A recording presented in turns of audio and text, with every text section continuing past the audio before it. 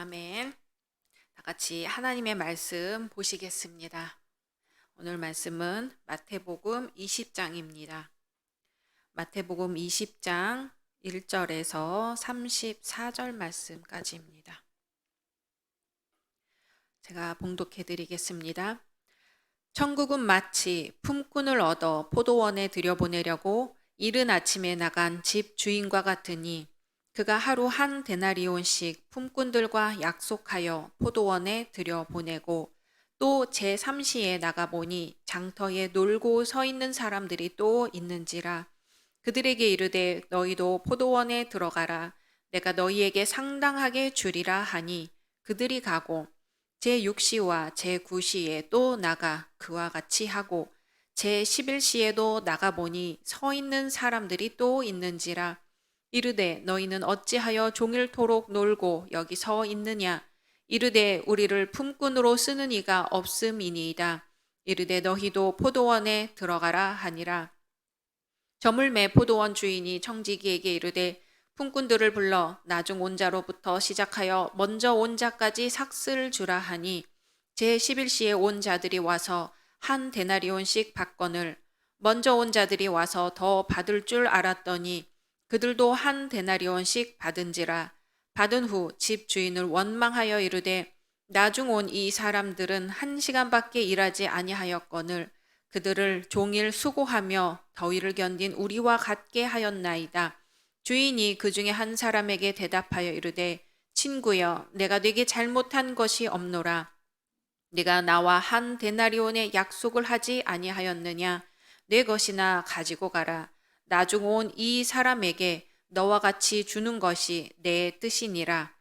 내 것을 가지고 내 뜻대로 할 것이 아니냐. 내가 선함으로 네가 악하게 보느냐. 이와 같이 나중된 자로서 먼저 되고 먼저 된 자로서 나중되리라. 예수께서 예루살렘으로 올라가려 하실 때에 12 제자를 따로 데리시고 길에서 이르시되 보라 우리가 예루살렘으로 올라가노니 인자가 대제사장들과 서기관들에게 넘겨짐에 그들이 죽이기로 결의하고 이방인들에게 넘겨주어 그를 조롱하며 채찍질하며 십자가에 못 박게 할 것이나 제3일에 살아나리라.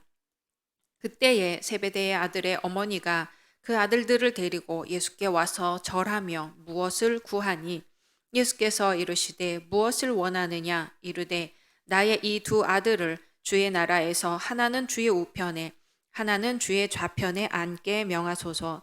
예수께서 대답하여 이르시되 너희는 너희가 구하는 것을 알지 못하는도다. 내가 마시려는 잔을 너희가 마실 수 있느냐. 그들이 말하되 할 수 있나이다. 이르시되 너희가 과연 내 잔을 마시려니와 내 좌우편에 앉는 것은 내가 주는 것이 아니라 내 아버지께서 누구를 위하여 예비하셨든지 그들이 얻을 것이니라.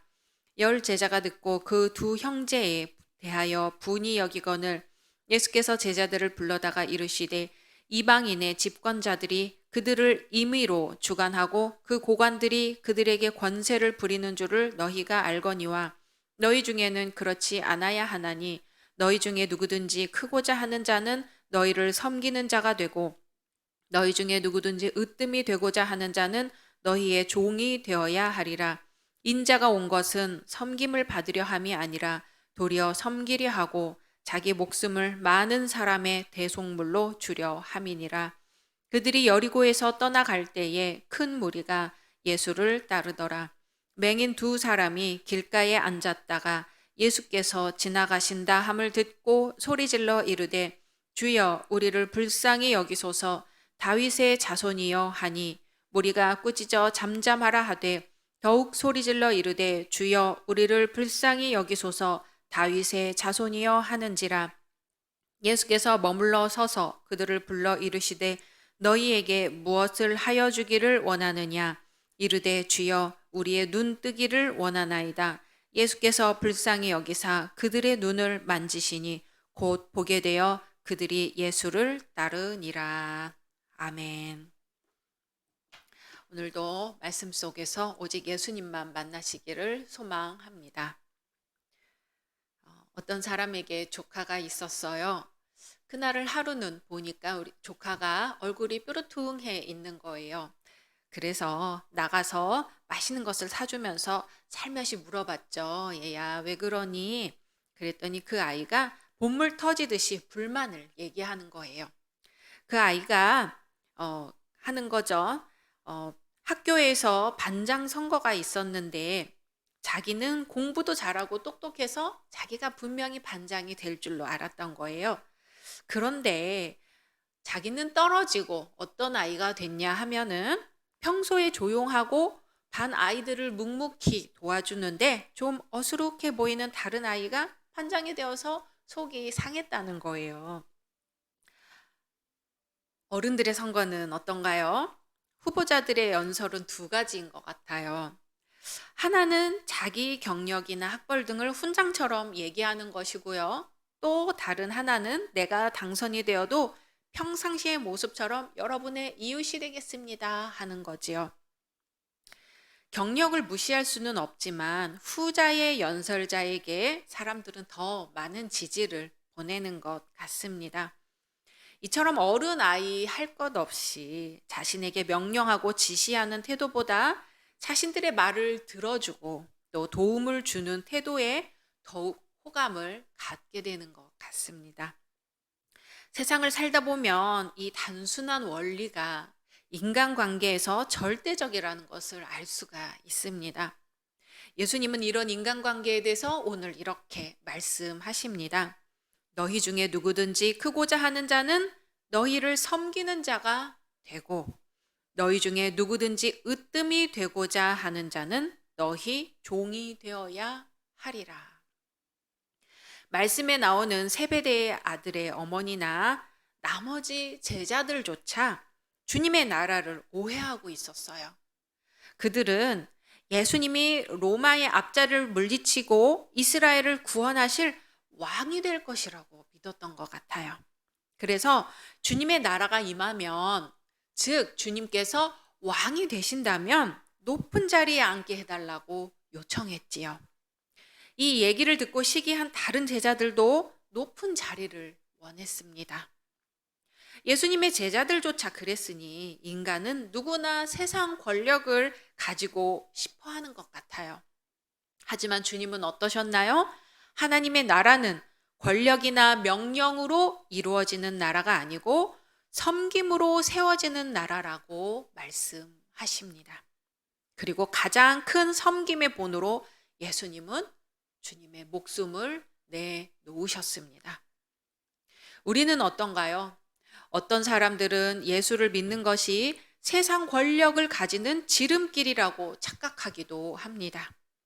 물론 예수님을 믿고 그대로 행하면 다른 부수적인 것을 얻기도 하지요. 하지만 주님은 세상 권력을 위해 믿는 것은 이방인이 구하는 것이라고 말씀하셔요. 그런 권력은 주님의 섬김의 능력과는 상치가 되는 것입니다.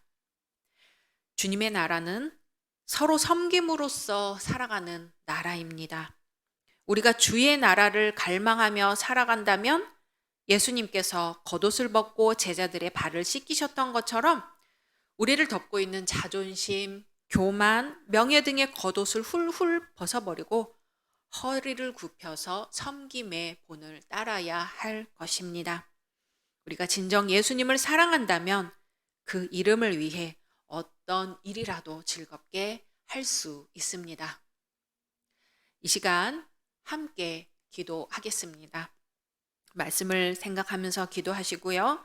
코로나 종식을 위해 또 담임 목사님과 교역자, 당회와 각 선교회를 위해서 그리고 교회 학교와 청년부 위해 대입 수험생 위해 또 몸이 아픈 분들과 단일 기도회를 위해서 함께 기도하시겠습니다.